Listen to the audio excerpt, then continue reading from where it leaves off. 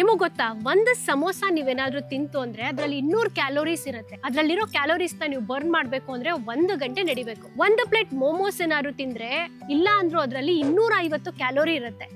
ಆ ಕ್ಯಾಲೋರೀಸ್ ನ ಬರ್ನ್ ಮಾಡಕ್ಕೆ ನೀವು 1.5 ಗಂಟೆ ನಡಿಬೇಕು. ಜಸ್ಟ್ 2 ಪೀಸ್ ಬಿಸ್ಕೆಟ್ ತಿಂದ್ರೆ ನಿಮ್ಗೆ ಇಲ್ಲ ಅಂತಂದ್ರೂ ಒಂದು 200 ಕ್ಯಾಲೋರೀಸ್ ಇರುತ್ತೆ. ಅದನ್ನ ಕರಗಿಸ್ಬೇಕು ಅಂದ್ರೆ 1 ಗಂಟೆ ನೀವು ನಡಿಬೇಕು. ಊಟ ಆದ ತಕ್ಷಣ ತುಂಬಾ ಜನಕ್ಕೆ ಗುಲಾಬ್ ಜಾಮೂನ್ ತಿನ್ಬೇಕು ಅಂತ ಅನ್ಸುತ್ತೆ. 2 ಗುಲಾಬ್ ಜಾಮೂನ್ ತಿಂದ್ರೆ 400 ಕ್ಯಾಲೋರೀಸ್ ಇರುತ್ತೆ. ಇದನ್ನ ನೀವೇನಾದ್ರೂ ಬರ್ನ್ ಮಾಡ್ಬೇಕು ಅಂತಂದ್ರೆ ಅಟ್ಲೀಸ್ಟ್ 2 ಗಂಟೆ ಆದ್ರೂ ವಾಕ್ ಮಾಡ್ಬೇಕು. ಆಲೂಗೆಡ್ಡೆ ಚಿಪ್ಸ್ ಅಂದ್ರೆ ತುಂಬಾ ಜನಕ್ಕೆ ಇಷ್ಟ. 100 ಗ್ರಾಮ್ ಆಲೂಗೆಡ್ಡೆ ಚಿಪ್ಸ್ ಅಲ್ಲಿ ಇಲ್ಲ ಅಂದ್ರೂ 550 ಕ್ಯಾಲೋರೀಸ್ ಇರುತ್ತೆ. ಇದನ್ನ ಬರ್ನ್ ಮಾಡ್ಬೇಕು ಅಂದ್ರೆ 2.5 ಗಂಟೆ ನಡಿಬೇಕು ನೀವು.